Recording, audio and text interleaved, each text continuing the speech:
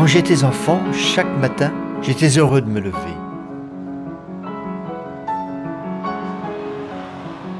Je me réveillais à l'aube, je sautais de mon lit et je courais à l'école. J'imaginais que je volais comme un oiseau. Ma mère me disait toujours « Fais attention sur le chemin, tu es tellement distrait ». Et je n'étais pas distrait, j'étais un oiseau. L'air frais gonflait mes poumons, je me sentais léger, j'étais libre. Et puis un jour, ma mère m'a expliqué que j'étais trop grand pour aller à l'école. Alors je ne suis plus allé à l'école, je suis allé au travail. Et j'ai continué à être très heureux de me lever chaque matin. Je me souviens bien, c'était un endroit un peu comme ça.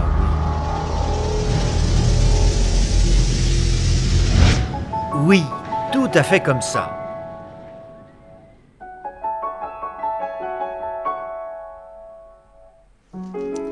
Je m'appelle Aimée, j'ai 64 ans et je suis responsable des formations. Et j'adore mon travail, voilà. Je m'appelle Chérubine, je m'occupe de l'accueil et je suis responsable de toutes les plantes dans la société. Hippolyte, je l'ai connu tout jeune quand il est rentré dans la société. Il a toujours été comme ça. Daniel, je gère le courrier ici, entrant, sortant, tout. Au début, il me faisait un peu peur. Mais comme il a un ficus dans son bureau, j'étais bien obligée d'y aller. Et puis après, on a fait un petit peu connaissance. Voilà. Avec Hippolyte, faut faire attention, hein, parce qu'il se plante de courrier à coup sûr. Moi, je déplace, je me lève mon cul et je vais le voir et puis je vérifie que c'est la bonne lettre, quoi. C'est comme ça que je l'ai connu, Hippolyte. Je m'appelle Jérémy, je suis contrôleur qualité. J'ai eu un grave accident et j'ai perdu la mémoire. Je suis content qu'Hippolyte soit là, je parle souvent avec lui. Il se sent souvent seul, il a besoin d'un ami.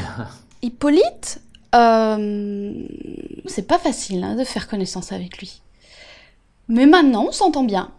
Je trouve que... Enfin... Je l'aime bien. Il parle pas beaucoup parce que... il parle que quand c'est important. Moi, j'aime bien les gens comme ça.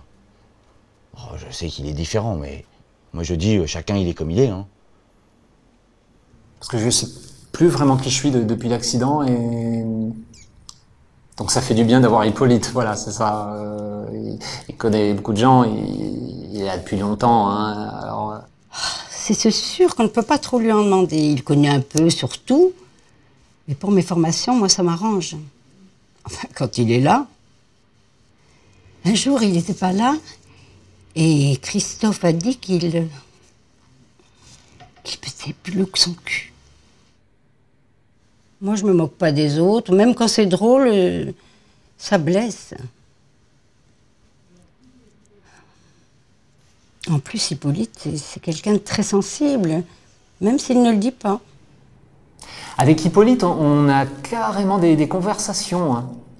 Ouais, je me souviens une fois, je lui ai expliqué que, par exemple, que les lunettes, ça permettait de voir jusqu'à l'infini, parce que les deux verres sont parfaitement parallèles. Vous voyez, enfin, si elles sont bien réglées.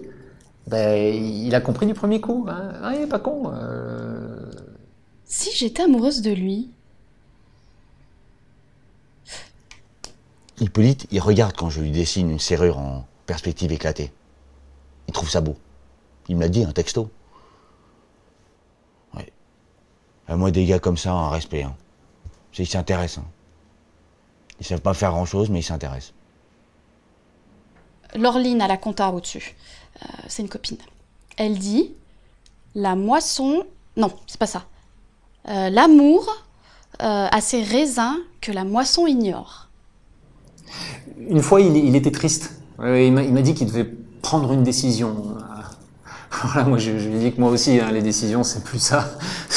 Surtout depuis l'accident. Hein. Alors on a ri. Hein. Ça nous a détendu, quoi, tous les deux. Voilà, voilà, Hippolyte, hein, c'est le meilleur ami de ma nouvelle vie. Celle d'avant, je m'en rappelle plus, de toute façon. Voilà. Hippolyte, il ne part presque jamais en vacances. Mais une fois, il est parti. Il m'a envoyé une carte postale. Et alors là, je peux vous dire que ça m'a fait un plaisir fou. Non, travailler avec Hippolyte, c'est un plaisir. Et je ne dis pas ça parce que c'est le patron, je le pense vraiment. Eh oui, j'ai dirigé cette entreprise pendant très longtemps. Si j'étais heureux de me lever chaque matin pour aller travailler, c'est parce que tous les autres l'étaient eux aussi. Ça a été la chose la plus importante de ma vie. Je serais revenu encore et encore, mais un jour on m'a dit que j'étais beaucoup trop vieux pour travailler. Je ne m'en étais jamais aperçu. C'est probablement vrai après tout. Je suis peut-être un peu distrait.